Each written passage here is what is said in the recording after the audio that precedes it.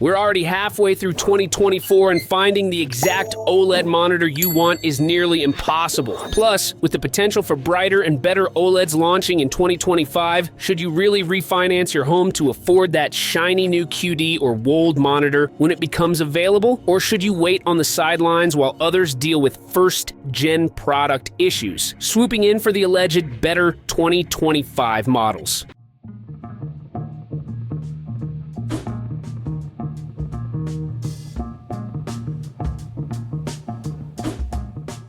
Today I'm diving into this question because as someone who reviews these things for a living, I have some perspective on where the industry is headed and what might be best for you. Let's first talk about these 2025 models. There's speculation that monitors will significantly improve in 2025. Given the underwhelming HDR performance of the first-gen 2024 models, many are hoping for much brighter OLEDs to deliver a more impactful HDR experience. While I can't confirm these improvements will happen, many manufacturers are aware of the demand for brighter OLEDs, and personally, I think it's likely we'll see refreshed models with impressive capabilities by next year. But remember, nothing's confirmed yet. There's also talk of possibly seeing 4K 360Hz or 4K 480Hz monitors in 2024, though I believe that might take more time. Another potential improvement could be more options with DisplayPort 2.1, especially if NVIDIA's RTX 50 series graphics cards adopt this new connection,